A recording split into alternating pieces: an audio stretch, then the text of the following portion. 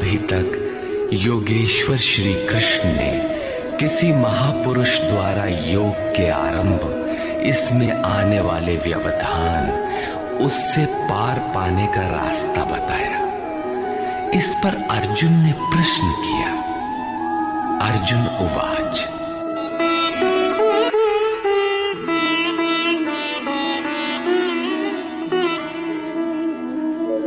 अपरं भवतो जन्म परं जन्म विवस्वतः कथमेतद्विजानीयाम्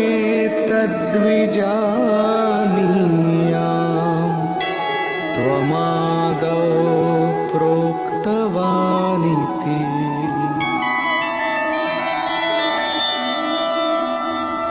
भगवान, आपका जन्म तो अपरम अब हुआ है और मेरे अंदर सुरा का संचार बहुत पुराना है, तो मैं कैसे मान लूं कि इस योग को भजन के आदि में आपने ही कहा था।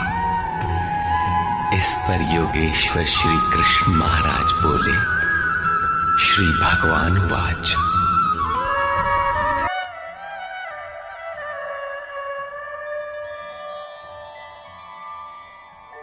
बहूनि मे व्यतीतानि जन्मानि तव चार्जुन तान्यहं वेद सर्वाणि न त्वं वेत्थ परन्तप। अर्जुन, मेरे और तेरे बहुत से जन्म हो चुके हैं। हे परम तप, उन सबको तू नहीं जानता, किंतु मैं जानता हूं। साधक नहीं जानता, स्वरूपस्थ महापुरुष जानता है, अव्यक्त की स्थिति वाला जानता है। क्या आप सबकी तरह पैदा होते हैं? श्री कृष्ण कहते हैं, नहीं, स्वरूप की प्राप्ति शरीर प्राप्ति से भिन्न है। मेरा जन्म इन आंखों से नहीं देखा जा सकता। मैं अजन्मा, अव्यक्त, शाश्वत होते हुए भी शरीर के आधार वाला। अवधू जीवत में कर आशा, मुए मुक्ति गुरु कहे स्वार्थी, झूठा दे विश्वासा। शरीर के रहते ही उस परम तत्व में प्रवेश पाया जाता है। लेश मात्र भी कमी है तो जन्म लेना पड़ता है। अभी तक अर्जुन श्री कृष्ण को अपने समान देहधारी समझता है। वो अंतरंग प्रश्न रखता है, क्या आपका जन्म वैसा ही है जैसा सबका है? क्या आप भी शरीरों की तरह पैदा होते हैं? श्री कृष्ण कहते हैं, अजोऽपि सन्नव्ययात्मा भूतानामीश्वरोऽपि सन् प्रकृतिं स्वामधिष्ठाय संभवाम्यात्ममायया।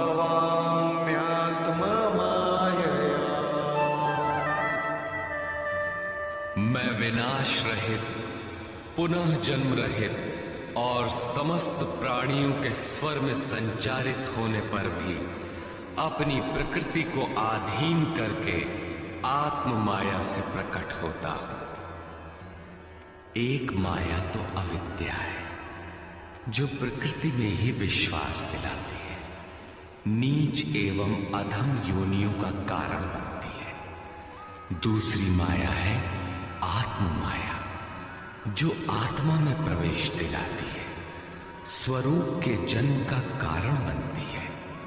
इसी को योग माया भी कहते हैं, जिससे हम विलग हैं। उस शाश्वत स्वरूप से ये जोड़ती है, मिलन कराती है। उस आत्मिक प्रक्रिया द्वारा मैं अपनी त्रिगुणमयी प्रकृति को अधीन करके ही प्रकट होता हूं।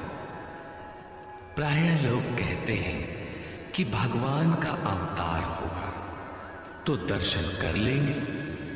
श्री कृष्ण कहते हैं कि ऐसा कुछ नहीं होता कि कोई दूसरा देख सके। स्वरूप का जन्म पिंड रूप में नहीं होता।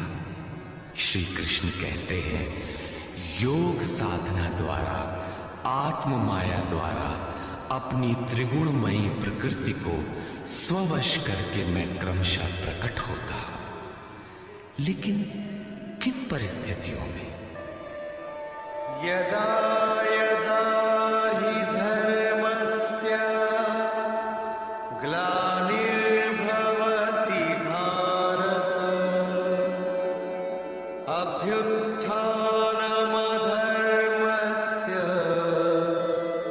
तदात्मानं सृजाम्यहम्। हे अर्जुन, जब जब परम धर्म परमात्मा के लिए हृदय ग्लानि से भर जाता है, जब अधर्म की वृद्धि से भाविक पार पाते नहीं देखता, तब मैं आत्मा को रचने लगता हूं। जब आपका हृदय अनुराग से पूरित हो जाए, उस शाश्वत धर्म के लिए गदगद गिरा नयन बह नीरा की स्थिति आ जाए, जब प्रयत्न करके भी अनुरागी अधर्म का पार नहीं पाता, ऐसी परिस्थिति में मैं अपने स्वरूप को रचता हूं।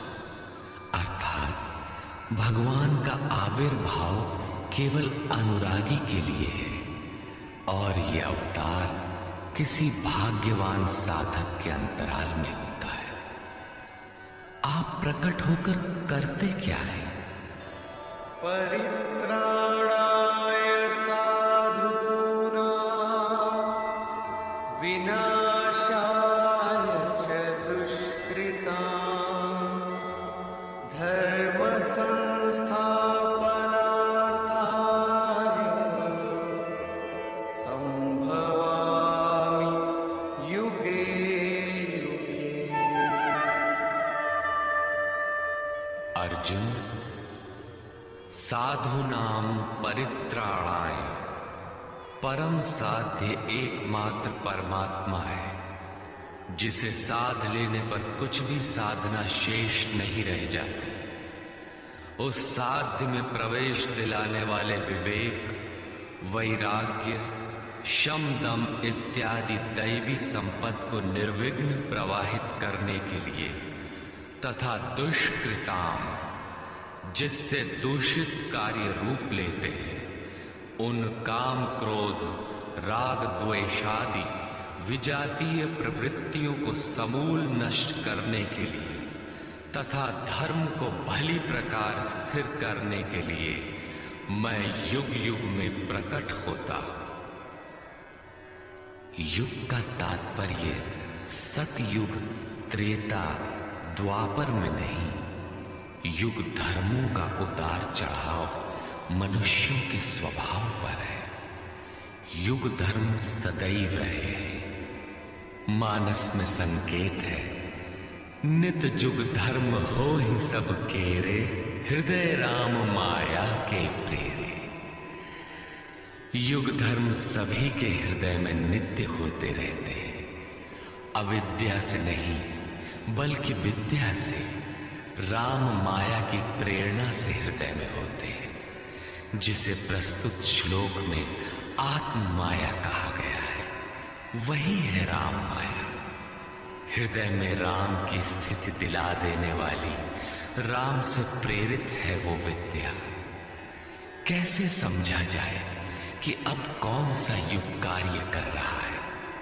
तो शुद्ध सत्व समता विज्ञाना, कृत प्रभाव प्रसन्न मन जाना।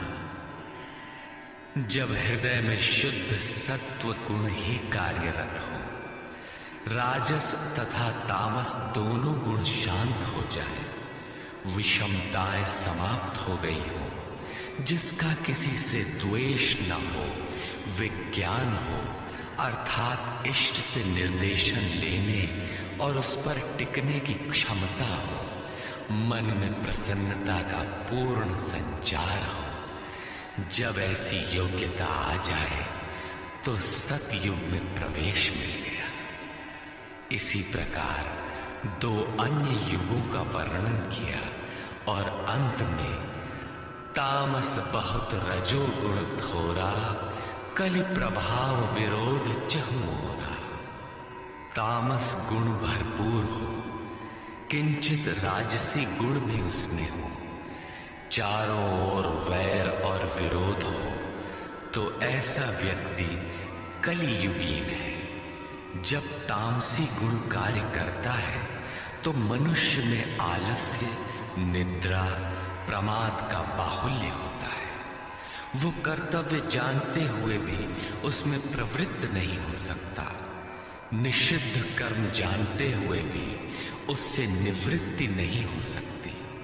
इस प्रकार युग धर्मों का उतार चढ़ाव मनुष्यों की आंतरिक योग्यता पर निर्भर है। किसी ने इन योग्यताओं को 4 युग कहा है, तो कोई इन्हें ही 4 वर्ण का नाम देता है, तो कोई इन्हें ही अति उत्तम, उत्तम, मध्यम और निकृष्ट 4 श्रेणी के साधक कहकर संबोधित करता है। प्रत्येक युग में इष्ट साथ देते हैं। हाँ, उच्च श्रेणी में अनुकूलता की भरपूरता प्रतीत होती है, निम्न युगों में सहयोग क्षीण प्रतीत होता है। संक्षेप में श्री कृष्ण कहते हैं कि साध्य वस्तु दिलाने वाले विवेक, वैराग्य इत्यादि को निर्विघ्न प्रवाहित करने के लिए तथा दूषण के कारण काम, क्रोध, राग, द्वेष इत्यादि का पूर्ण विनाश करने के लिए, परम धर्म परमात्मा में स्थिर रखने के लिए मैं युग युग में अर्थात हर परिस्थिति, हर श्रेणी में प्रकट होता हूं, बशर्ते कि ग्लानि हो। जब तक इष्ट समर्थन न दे तब तक आप समझ ही नहीं सकेंगे कि विकारों का विनाश हुआ अथवा अभी कितना शेष है। प्रवेश से पराकाष्ठा पर्यंत इष्ट हर श्रेणी में, हर योग्यता के साथ रहते हैं। उनका प्राकट्य अनुरागी के हृदय में होता है। भगवान प्रकट हैं तब तो सभी दर्शन करते होंगे। श्री कृष्ण कहते हैं नहीं,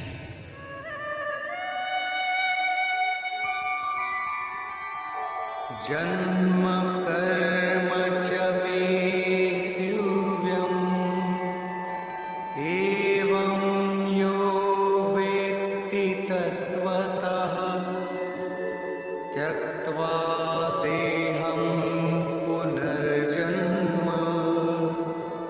नैति मामेति सोऽर्जुन।